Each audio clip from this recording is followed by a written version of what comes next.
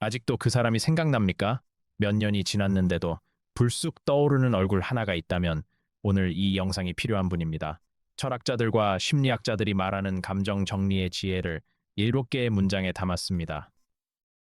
끝까지 보시면 과거 인연에게서 자유로워지는 법을 가져가실 수 있습니다. 완결되지 않은 일을 뇌가 더 오래 기억한다는 이른바 자이가르닉 효과라는 심리학 개념이 있습니다. 심리학자 블루마 자이가르닉은 흥미로운 실험을 했습니다. 웨이터들이 계산서를 받기 전에는 주문을 완벽하게 기억하지만 계산 후에는 금세 잊어버린다는 걸 발견했습니다. 완료된 일은 뇌가 놓아줍니다. 하지만 미완성된 일은 마음속 어딘가에서 계속 해결책을 찾으며 돌아다닙니다.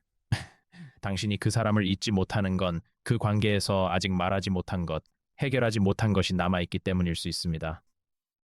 이별이 유독 오래 남는 건 당신이 약해서가 아닙니다. 그 관계가 마음속에서 아직 미완성으로 남아있기 때문입니다. 오늘은 그 미완성에 점을 찍는 시간입니다. 첫 번째 문장입니다. 영국 소설가 에거서 크리스티가 말했습니다. 다른 누군가에게 평생 지워지지 않을 상처를 남겼다는 사실은 가장 참아내기 힘든 짐이에요. 관계가 끝난 뒤 남는 것은 추억만이 아닙니다. 내가 상처를 주었다는 사실, 혹은 상처를 받았다는 사실, 그 무게가 우리를 붙들어둡니다. 하지만 크리스티는 말합니다. 그것은 참아내는 것이지, 영원히 지는 것이 아니라고.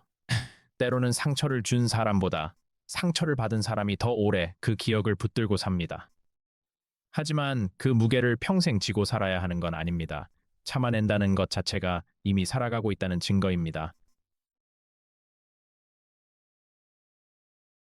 두 번째 문장입니다. 일본 불교 승려 코이케 류노스케가 초역 부처의 말에서 전합니다. 있다에 집착하지 않고 없다에 슬퍼하지 않는다면 당신의 마음은 무적이라 할 만큼 부드러워집니다. 그 사람이 있었다는 사실에 집착하고 지금 없다는 현실에 슬퍼하는 동안 현재 나는 어디에 있습니까? 부처는 무감각해지라고 말하는 게 아닙니다. 집착과 슬픔을 내려놓을 때 마음이 오히려 더 단단해진다고 말하는 겁니다.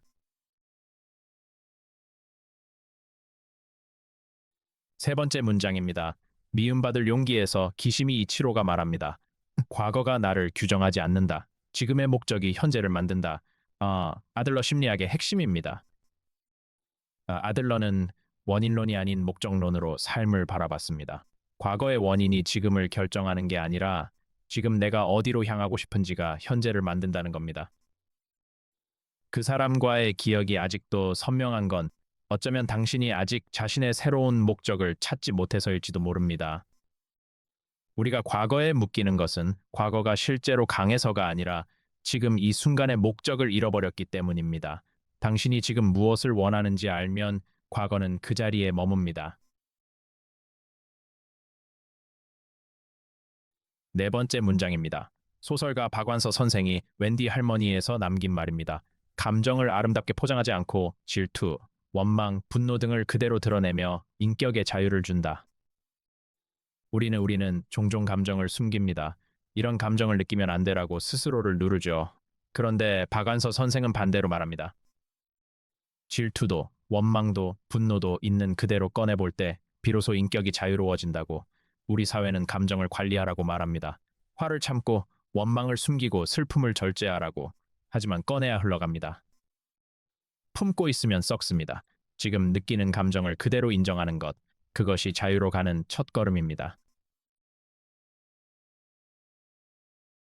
다섯 번째 문장입니다.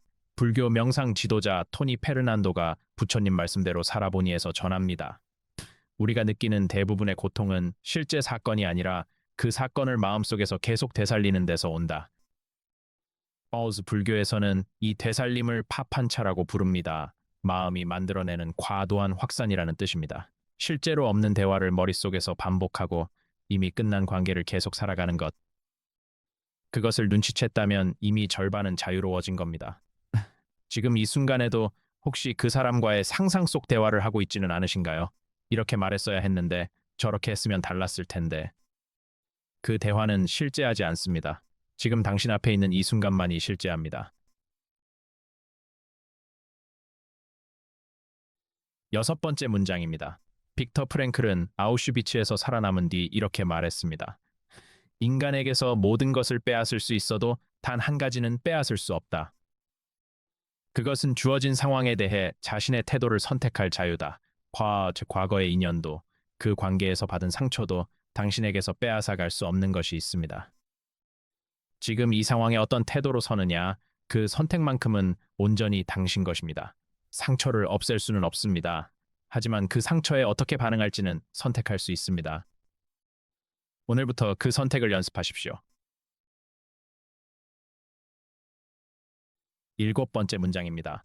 심리상담사 김주수가 심리분석으로 나를 치유하는 시간에서 말합니다. 감정적으로 독립적이 되기 위해 타인의 반응이나 행동에 자신의 감정을 의존하지 않도록 연습합니다. 감정 독립이란 그 사람이 어떻게 살고 있는지에 내 하루의 기분이 달려있지 않은 상태입니다. 하루아침에 되지는 않습니다. 하지만 연습할 수 있습니다. 그 사람의 SNS를 확인하고 근황을 묻고 기억하는 날과 기억하지 않는 날의 기분이 달라지는 것, 그것이 감정 의존입니다. 독립이란 그 사람을 미워하는 게 아닙니다. 그 사람의 존재와 무관하게 내가 내 하루를 살아가는 것입니다. 오늘 단 한 번이라도 그 사람 생각이 났지만 나는 내 하루를 살았다. 그것으로 충분합니다. 오늘 바로 시작할 수 있는 세 가지를 드립니다. 첫째, 그 사람 생각이 날 때마다 지금 나는 여기 있다고 소리내어 말하세요. 이 말은 단순해 보이지만 뇌과학적으로 현재 감각에 집중하도록 신경계를 전환시켜줍니다. 둘째, 오늘 내가 원하는 한 가지 작은 것을 직접 선택하고 행동하세요. 커피 한 잔을 마실 카페, 읽고 싶던 책 한 페이지. 작은 선택이 자율성을 회복시킵니다.